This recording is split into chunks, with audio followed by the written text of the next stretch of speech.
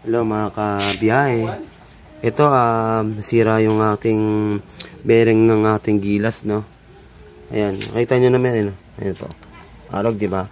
Ayan, saka to. Napakatibay din pala ng bearing ng Honda. Ayan, basag, kita nyo naman, di ba? Kasi alam nyo bakit? From 2015, this year lang ng 2023 November 28, doon siya nasira, di ba? 27, ilang taon siya? 15. 7 years, Brad.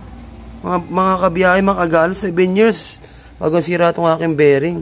Talo pa ba ako doon? Okay na rin, good na rin siya. So, alam ko 6201 yata ito or 6202. Pangharap ng GTR ito yung bearing na ito. Ayan, so, papatayan natin.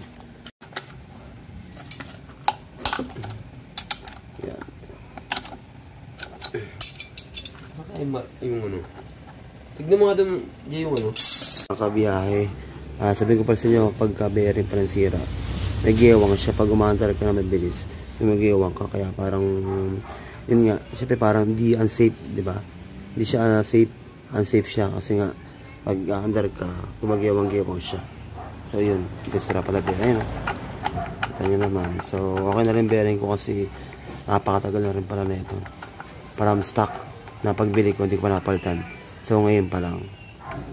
Okay na rin. Naka 127 odo na yata ako dyan. Saka yun sa kabilaan yan. Yung bearing ko dito sa sprocket. Yan. Kita nyo naman. Okay pa yan. Okay pa. Goods pa. Yan. Napalitan ko to 2018. So 2015, 16, 17, 18. Ayan. 3 years. Napalitan ko siya na ito. Ito ang nasira dito.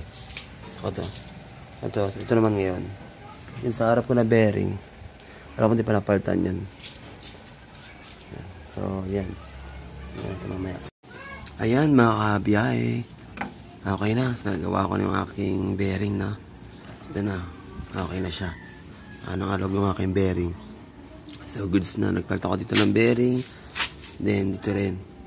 Tapos, sa sprocket ko, okay pa naman yung bearing sa sprocket. Bali, nasira po kasi siya dahil hindi ko po kasi nalagyan ng dito. Yung spacer dito. Ayan, kaya sa mga kabiyahe ko dyan, huwag yung makakalimutan na huwag maglagyan ng spacer dyan. Kasi nung leksyon nalagyan, napersa ko, tapos pinigpitan ko, yun. Doon, tendency, siyempre siguro pumasok yung tubig. Nasa persa yung pagigpit niya, kaya nasira yung bearing ko. Pero yung bearing ko naman yun guys, bali 2015 pa tong motor ko. So, ngayon ko lang siya napalitan. Which is good sa goods naman, diba? Matibay na rin kasi sa 129K na odo. Talo ko pa ba? Sa 8 years na kanyang serbisyo. So, di ba, okay naman. So, good naman. Okay na yan. Dahil, maigpit na kasi kadena kayo.